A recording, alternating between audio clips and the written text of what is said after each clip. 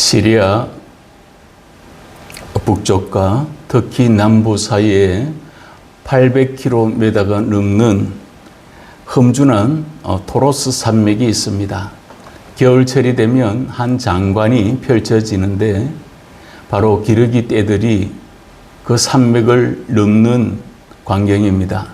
그런데 그 기러기 떼의 제일 앞에 있는 기러기가 굉장히 시끄럽게 울부짖으면서 산맥을 넘습니다. 그러면 그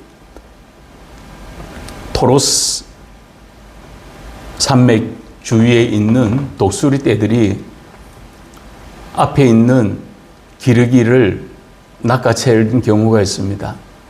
그러면 뒤에 있는 기러기가 또 앞자리로 와서 여전히 소리를 내면서 산맥을 넘습니다. 그 산맥을 넘는데 조용하면 독수리에 밥이 되지 않을 테인데 독수리에 먹잇감이 되지 않을 겁니다. 그런데 기러기는 소리를 내고 그 토로스 산맥을 넘습니다. 그 이유를 나중에 알아보았더니 제일 앞에 선 기러기의 울음소리를 통해서 방향을, 그리고 또 오랜 비행시간 동안 계속되는 그 부분들 속에서 격려를 하는 것으로 알려져 있습니다. 그런 것처럼 우리가 어떤 소리를 따른다고 하는 것은 참으로 중요한 일입니다. 오늘 우리 삶들 속에서는 어떤 소리가 들려지고 있습니까? 월드컵 응원 소리도 이제는 잦아들 때가 되었습니다. 불행하게도 또 물론 실력의 미비이겠지만 32강에 우리나라는 들지 못했습니다. 어쩌면 어부지리로 아직은 결정이 되지 않았지만 32강에 들 수도 있겠지만 들지 못할 확률이 점점 낮아지고 있다는 소식을 들었습니다. 참으로 안타까운 소식이 아닐 수 없습니다. 두 번째 들려지는 함성이 있다면 참정권 훼손에 대해 연일 계속되는 집회의 소리입니다. 6.3 지방선거 투표 용지 부족으로 인해서 잠실 개표소 봉쇄 집회가 올림픽공원 핸드볼 경기장에서 열려지고 있습니다. 그래서 많은 이들이 부실선거를 넘어서 부정선거에 가까운 일들이 자행되고 있는 것에 대해서 특히나 젊은이들이 분노하고 그리고 또 참정권 훼손에 관한 부분들을 염려하는 목소리를 내어놓곤 합니다. 한 주간 치열한 세상에서 살아가면서 우리는 많은 소리를 합니다. 어떨 때는 기쁨의 소리일 수도 있고 어떨 때는 낙심과 좌절과 때로는 탄식의 한숨 소리가 들려올 때가 있고 또 그렇게 말할 때도 있습니다.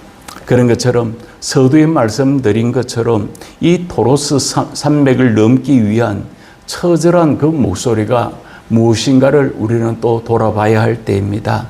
베드로가 이렇게 권면합니다. 너희 염려를 다 주께 맡기라. 이는 그가 너희를 돌보심이라.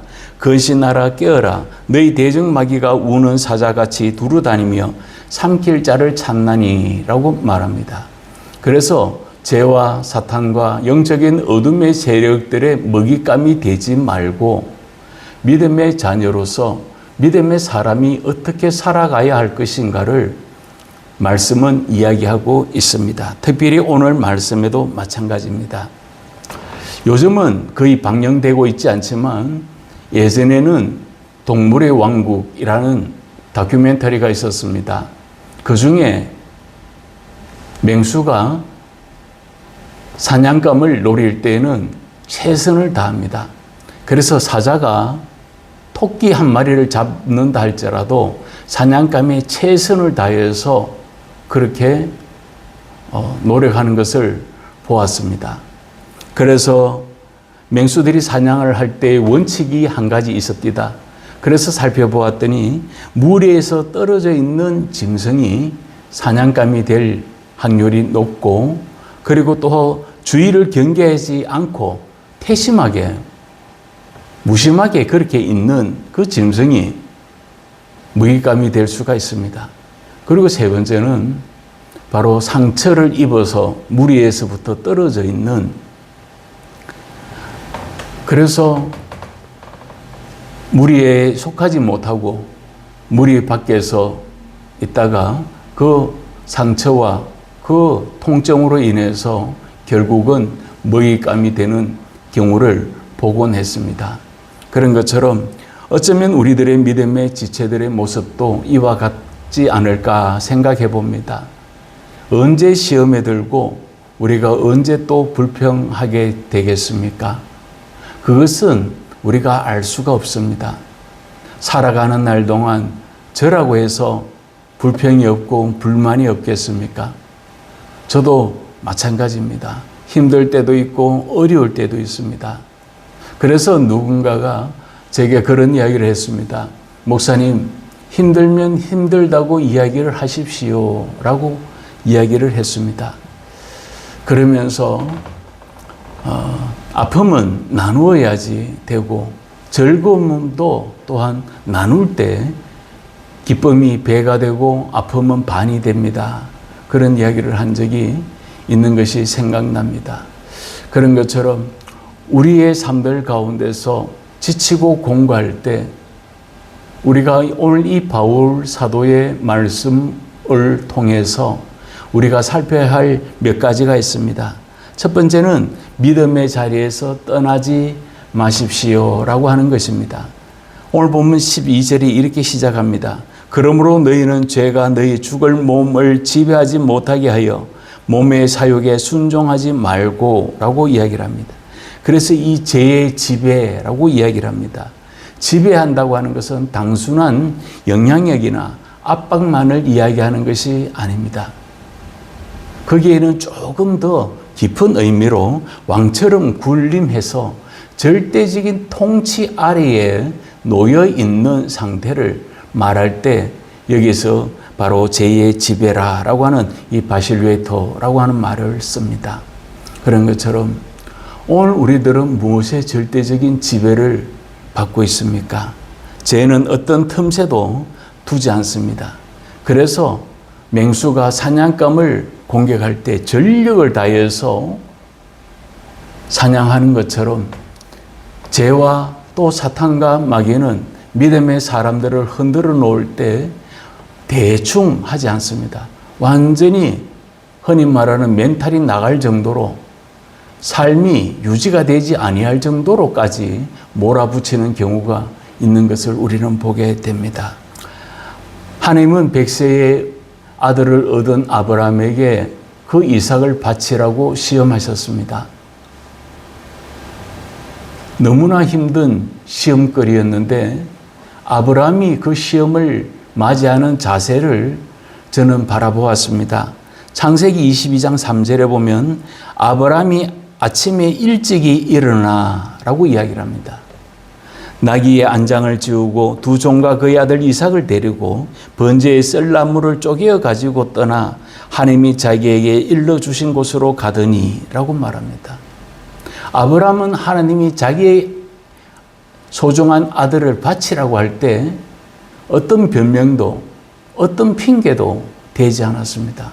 그는 아침에 일찍 일어나서 모든 일들을 준비하더라는 것입니다. 믿음의 여정 가운데서 그 결과가 뻔히 보이는 겁니다. 하나님이 아브라함에게 아들을 바치라고 하는 것은 죽이라는 뜻입니다. 100세에 얻은 아들을 죽이는 것은 결코 쉬운 결정이 아니었습니다. 그럼에도 불구하고 정말 아브라함은 아침에 일찍이 일어나서 모든 것들을 준비해 가는 모습이 있더라는 것입니다. 아브라함은 머뭇거리지 않았습니다. 그래서 나중에 되어서 창세기 22장 13절이 이렇게 말합니다. 아브라함이 눈을 들어 살펴본 적 한 숫양이 뒤에 있는데 뿔이 수풀에 걸려 있는지라 아브라함이 가서 그 수대양을 가져다가 아들을 대신하여 번제로 드렸더라 라고 말합니다. 아브라함이 칼을 들어서 이삭의 목을 겨눌 때에 하나님이 아브라함에게 그 칼을 거두라고 말씀하셨습니다. 그리고 난 후에 뒤를 돌아보니 수대양이 나무 가지가 그 뿔에 걸려 있는 것을 보게 됩니다. 그래서 꼼짝달싹 하지 못하도록, 도망하지 못하도록 하나님이 제물을 준비해 가시는 것을 봅니다. 오늘 우리 삶의 여정 가운데에서도 마찬가지입니다. 우리가 때로는 하나님의 음성을 듣는다고 하는 것은 그야말로 희박할지도 모릅니다. 평생을 살면서 하나님의 음성을 한 번도 들어보지 못한 분들이 있을 수도 있습니다. 하나님의 음성을 어떻게 듣고 하나님의 음성을 듣는다고 해서 그 사람이 정말 영성이 뛰어나고 정말 그 사람이 정말 어떤 은사가 많아야지 하나님의 음성을 듣는 것 아닙니다. 하나님의 음성이라고 하는 것은 우리가 기도하면서 또 하나님의 말씀을 묵상하고 이렇게 예배하면서 하나님의 음성이 바로 귓가를 스치는 그런 청각적인 응답은 아니지만 우리의 가슴 속에 하나님이 세미한 음성으로 우리를 울려줄 때가 있습니다. 가슴을 울릴 때가 있고 또 우리를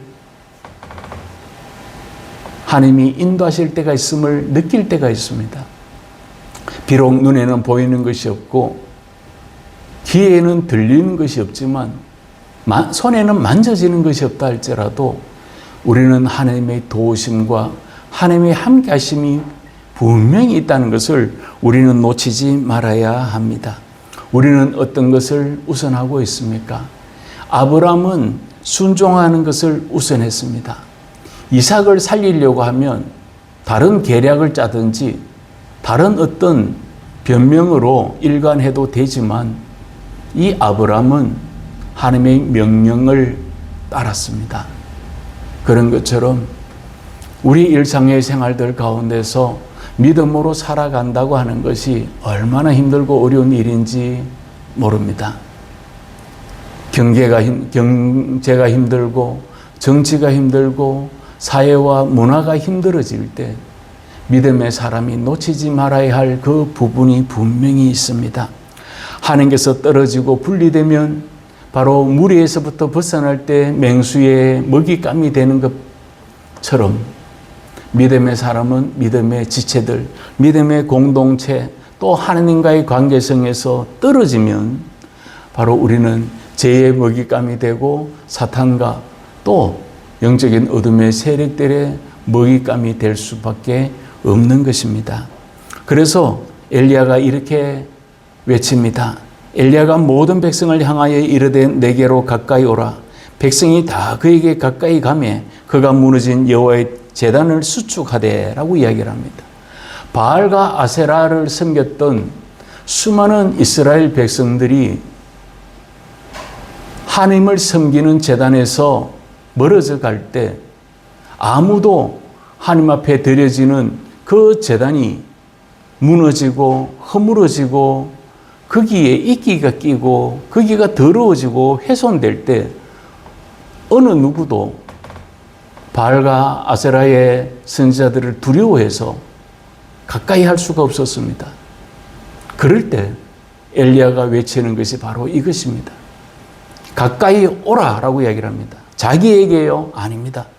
무너진 하나님의 단으로 가까이 나오십시오라고 이야기를 하는 겁니다. 그리고 그 무너진 단을 다시 수축하고 그곳에서 하나님의 응답이 이루어지기를 간절히 구하였을 때 하늘에서 불의 응답이 이루어진 것을 보게 됩니다. 어쩌면 우리의 믿음이 무너져 내려갈 때가 있습니다. 지치고 공고해서 더 이상 기도할 힘도 헌신할 용기도 모든 것을 믿음으로 바라볼 만한 그런 믿음조차도 이제 바닥을 드러낼 때가 있습니다. 왜 없을까요? 있습니다. 지치고 공고한 것은 이 세상을 살아가는 누구에게나 이루어질 수 있는 일입니다. 매일매일을 믿음으로 살아간다면 얼마나 좋겠습니까? 그러나 그렇게 하지 못할 때도 있습니다.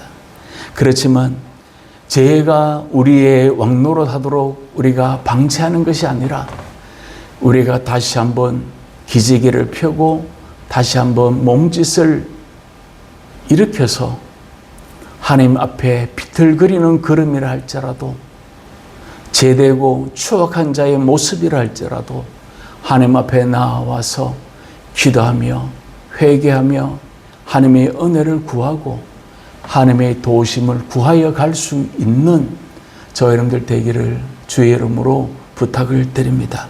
두 번째는 순종함과 함께 머물러야 합니다. 오늘 본문이 이렇게 말합니다. 16절에 조금 길게 이야기합니다. 너희 자신을 종으로 내주어 누구에게 순종하든지 그 순종함을 받는 자의 종이 되는 줄을 너희가 알지 못하느냐? 혹은 죄의 종으로 사망에 이르고 혹은 순종의 종으로 의에 이르느니라 라고 이야기를 합니다. 그러면서 종이라고 하는 부분들을 이야기합니다.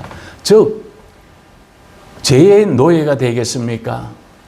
의의 종이 되겠습니까? 는 것을 묻습니다. 믿음의 삶에는 중립지대라고 하는 것은 없습니다. 진보가 있고 보수가 있고 중도가 있을 수 있습니다. 그렇지만 믿음의 삶에서는 중도라고 하는 것은 없습니다. 그러므로 바울 사도가 이야기를 합니다. 여러분, 죄에 순종하지 말고 하나님의 의에 순종하는 자가 되도록 힘쓰십시오 라고 이야기를 하고 있습니다.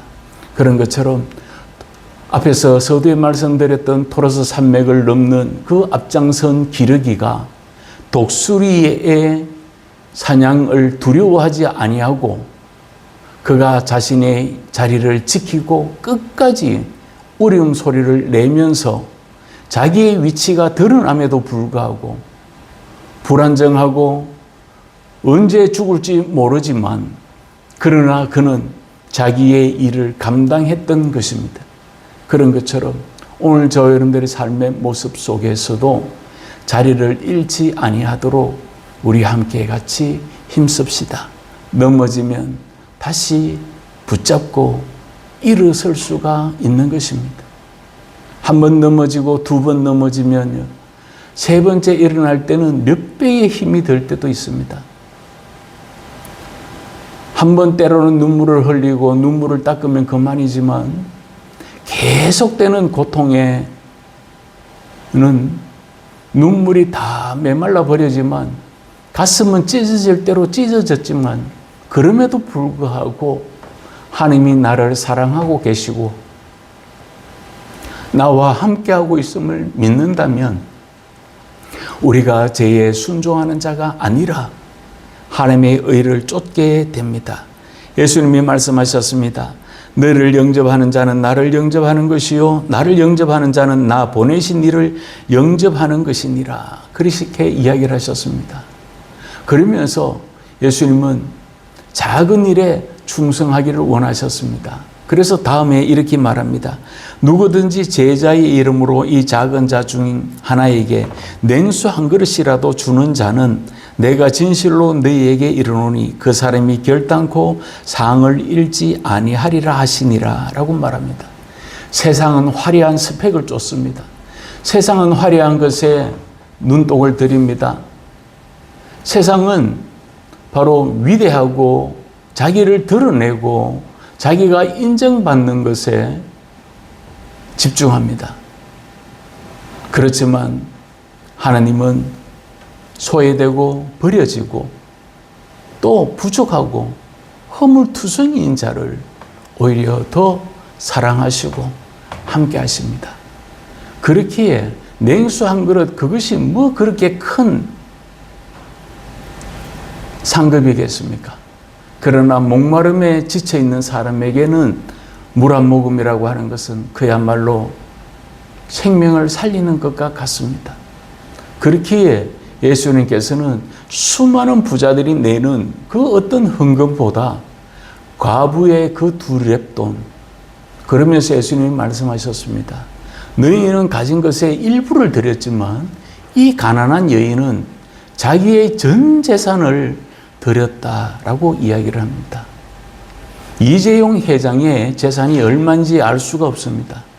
그 사람이 1조를 예를 들어서 헌금을 내는 것하고 정말 가난하여서 국을 하는 사람이 자기가 하루 국을 한 돈에 500원 정도밖에 없다면 그 500원을 하나님 앞에 드린다면 그런 것과 마찬가지일 것입니다. 모든 사람이 다 화려함을 쫓을 때 하나님은 버려진 자를 찾습니다. 그래서 늘 하시는 말씀이 구약에 보면 너희는 나그네 된 자임을 잊지 말라라고 이야기를 합니다. 그래서 고아와 가부된 자, 객기된 자, 나그네 된 자를 돌보는 것을 게을리하지 말라고 말씀하고 있지 않습니까? 제 종으로 살아갈 때는 제가 나의 주인이 됩니다. 하지만 우리가 의의 종이 되면 하나님이 우리의 주인이 되십니다. 우리는 무엇이 나를 이끄는 동력인가를 우리는 또 돌아볼 수 있어야 합니다. 믿음이라고 하는 것은 기분이나 상황을 따라 하는 게 아닙니다. 기분에 따라서 예수를 믿는 것 아닙니다. 내 일이 잘 될 때 예수를 믿는 거 아닙니다. 감정으로 예수를 믿는 게 아닙니다. 제가 즐겨 부르는 찬양 중에 주님 말씀하시면 이라는 찬양이 있는데 노랫말이 이렇습니다. 주님 말씀하시면 내가 나아가리다. 주님 뜻이 아니면 내가 멈춰서리다. 나의 가고 서는 것 주님 뜻에 있으니 오 주님 나를 이끄소서. 뜻하신 그곳에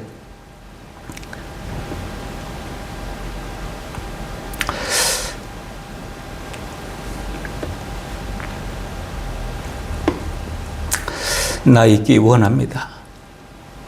이끄시는 대로 순종하면 살리니 연약한 내 영혼 통하여 일하소서. 주님 나라와 그 뜻을 위하여 오 주님 나를 이끄소서 라고 하는 찬양입니다. 그래서 하나님이 나를 이끄시고 은혜와 성령이 함께 하심을 고백할 때 시편의 기자는 또한 이렇게 고백합니다. 주의 법이 나의 즐거움이 되지 아니하였다면 내가 내 고난 중에 멸망하였으리이다. 내가 주의 법대로 영원히 잊지 아니하오니 주께서 이것들 때문에 나를 살게 하심이니이다. 나는 주의 것이오니 나를 구원하소서. 내가 주의 법도들만을 찾았나이다 라고 고백합니다. 힘들고 지치고 공갈 때 힘이 되는 것이 분명히 있습니다. 그것이 어쩌면 지치고 공갈 때 영양분을 공급하는 음식이 될 수도 있고 영양제도 될 수 있고 또 어떤 사람의 도움이 될 수도 있습니다. 하지만 믿음의 사람이 힘들고 지칠 때 하나님의 말씀 또한 하나님의 약속을 잊지 않는 우리들이 되도록 우리 함께 같이 힘써 갑시다. 생명의 매듭을 놓치지 말아야 합니다. 오늘 본문 23절이 말합니다. 죄의 싹은 사망이요 하나님의 은사는 그리스도 예수 우리 주 안에 있는 영생이니라 라고 이야기를 합니다. 그러면서 죄의 싹은 라고 이야기를 합니다. 싹이라고 하는 것은 대가가 아니겠습니까? 죄의 싹이라고 하는 이 오소니아라고 하는 이 말은 로마 군인들이 전쟁에 나가서 생명을 걸고 싸울 때 그 이후에 받는 전리품의 대가입니다. 그것을 싹이라고 이야기를 합니다. 그래서 죄의 싹은 바로 사망이라고 이야기를 합니다. 즉 말을 바꿔 말한다면 죄와 사탄은 우리의 생명을 대가로 얻기를 원하는 겁니다. 그래서 끝까지 우리가 제 아래 종노릇 하도록, 그리고 또 하나님과의 관계를 끊어버리고 하나님과의 관계에서부터 멀리 떨어져서 고통받다가 죄로 죽게 하는 것이 사단이 하는 일입니다. 하지만 성경은 이야기합니다. 하나님의 은사는 그리스도 예수 우리 주 안에 있는 영생이니라 라고 말합니다. 사탄은 우리에게 사망과 파멸을 가져다 주지만 하나님은 우리에게 영원한 생명을 주신다라고 말합니다. 다윗도 예외는 아닙니다. 다윗이 언제나 군장으로서, 언제나 강력한 군대 장관으로 믿음의 좋은 사람은 아니었습니다. 힘들고 지칠 때 그가 이렇게 고백합니다. 시편 31편에 보니 여호와여 어느 때까지니까 나를 영원히 잊으시나이까? 주의 얼굴을 나에게서 어느 때까지 숨기시겠나이까? 라고 말합니다. 하나님이 보이지 않습니다. 너무 힘들고 전쟁에 자꾸 패배해 가는데 그를 도와줄 자는 아무도 없습니다. 그럴 때 그가 하나님, 내게서부터 멀어지지 마시고 하나님 숨지 마십시오 라고 그렇게 고백합니다. 그는 버림받은 먹잇감이 아니라 그를 향한 약속된 승리가 있다는 것을 그는 알고 고백합니다. 나는 오직 주의 사랑을 의지하여 싸우니 나의 마음은 주의 구원을 기뻐하리이다. 내가 여호와를 찬송하리니 이는 주께서 내게 언덕을 베푸심이니이다 라고 말합니다. 그는 지금 지치고 공고하고 하나님이 하나도 보이지 않는 것 같고 하나님이 침묵하고 있는 것 같고 하나님이 나를 도와주지 않는 상황에서 언제 죽을지 모를 그 위기 가운데서도 그는 하나님의 은혜, 하나님의 언덕을 구하고 있습니다. 그런 것처럼 지치고 공고한 한 주간이었을 것입니다. 고통스러웠을 것이고 말 못할 고민이 있고 어디도 하소연할 수가 없는 그런 처지에 내몰린다 할지라도 우리에게는 하나님이 계십니다. 일을 행하시는 여호와, 일을 성취하시는 하나님, 그분이 우리와 함께하고 계실 것입니다. 다윗이 이 고백을 할 때 다윗을 둘러싼 환경은 급격하게 바뀌지 않았습니다. 여전히 고통이었고 여전히 좌절이었고 여전히 시련이었고 여전히 패배의 순간에 있었음에도 불구하고 다윗은 하나님의 은혜를 노래하더라는 것입니다. 그런 것처럼 우리가 이 아침에 다시 한번 하나님의 은혜를 바라봅시다. 그래서 하나님은 주시는 영생이 있다라고 이야기를 하였습니다. 영원한 생명, 이 영생 하기아스모스라고 읽기도 하는데 이것은 바로 회복과 풍성함을 이야기합니다. 말씀을 맺겠습니다. 거친 세상 속에서 믿음으로 살아가기가 힘든 가운데 있지만 그럼에도 불구하고 우리가 다시 한번 하나님의 은혜를 붙듭시다. 제 먹잇감이 아닌 하나님께서 붙드시고 함께 하시는 자녀의 삶을 비틀거린다 할지라도 또 꼼지락꼼지락거리고 있다 할지라도 우리가 다시 한번 숨을 쉬며 살아갑시다. 오늘 본 14절이 이렇게 말합니다. 제가 너희를 주장하지 못하리니 이는 너희가 법 아래에 있지 아니하고 은혜 아래에 있음이라 라고 말합니다. 여러분, 우리가 힘들고 어려울 때입니다. 우리는 제 아래에서 종노를 하는 자가 절대 아닙니다. 우리는 은혜 아래에 있고 하나님의 돌보심 가운데 있고 하나님의 약속 가운데 있습니다. 그러니 우리가 끝까지 하나님의 약속만을 붙듭시다 라고 그렇게 말하더라는 것입니다. 가장 안전하고 평강의 자리인 이 하나님의 은혜의 울타리 안에 머무르기를 힘쓸 수 있는 저 여러분들 되도록 힘씁시다. 그래서 믿음의 약속을 우리 다시 한번 선포하고 기도합시다. 포기하지 맙시다.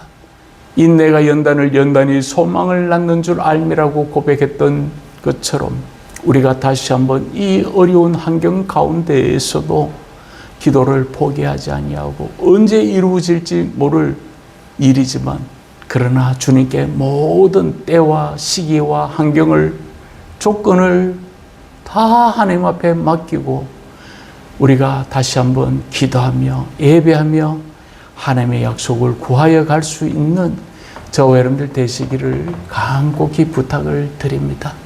이 시간에 잠시 기도하겠습니다.